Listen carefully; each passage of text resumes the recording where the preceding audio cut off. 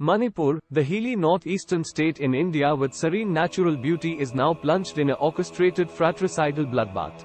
It was in Moirang, a village near the capital city of Imphal, Manipur, where Netaji Subhash Chandra Bose hoisted the INA flag on the 14th of April 1944 after overpowering the British force.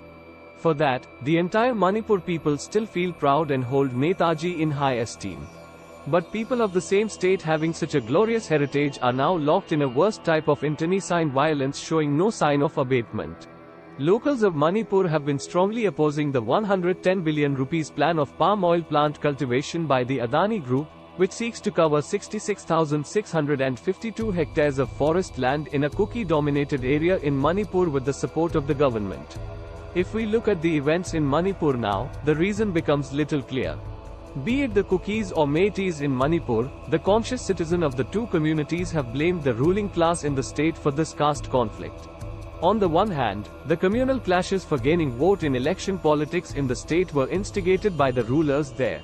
On the other hand, the forest of the hills areas Manipur, the removal of tribal from their land, for the sake of the agricultural farming by big corporate houses, both these conspiracies have made the lives of the people of Manipur miserable.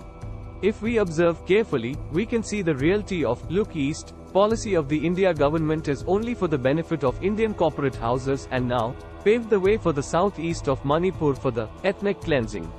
In fact, the land of Manipur is very important for big capitalists who own corporate companies to compete with China in the Southeast Asian market. They want to take a look at the rich forest and mineral resources of the region. The land of Manipur is needed today for the interests of the monopolistic capitalists of India and the United States. To compete with China's One Belt, One Road, and enter the South and Southeast Asian markets, the US imperialist monopoly capitalists, along with Indian capitalists, are trying to build a communication system through India's capitalists with the help of the government of India's policy of "Look East."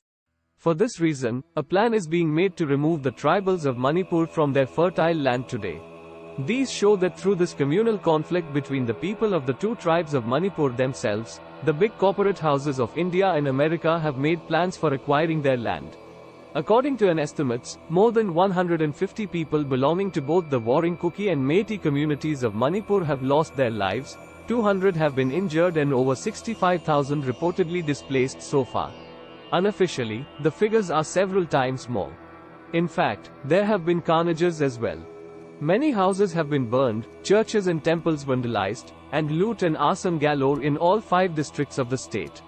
As the violence escalated, the center invoked Article 355 of the Constitution, which is a part of emergency provisions. Subsequently, convoys of trucks belonging to the army, the Assam Rifles, the Rapid Action Force, and local police personnel have moved into the state and entered several affected areas.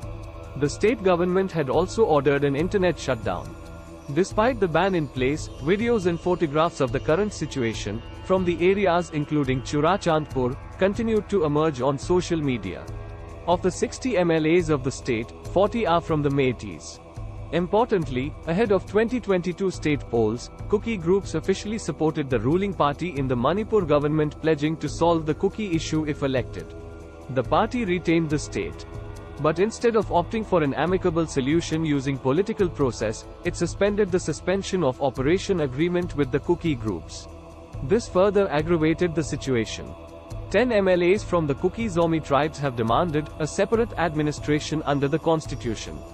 Chief Minister N. Biren Singh, on the other hand, has said that the territorial integrity of Manipur will be protected. Following that, 10 Manipur MLAs, belonging to the Chin Kuki Mizo Zomi Ma communities, reportedly, have claimed in a memorandum to Union Home Minister Amit Shah their people have lost faith in the state government and can no longer think about resettling in the valley after the present violence. There has hardly been any ebbing of the violence, though a huge contingent of armed forces is stationed there. According to a victim of Manipur violence, timely help was not provided to us at the time of Manipur violence. If the government had helped us on time and controlled the violence, then such a big incident would not have happened. This is a failure of the state government.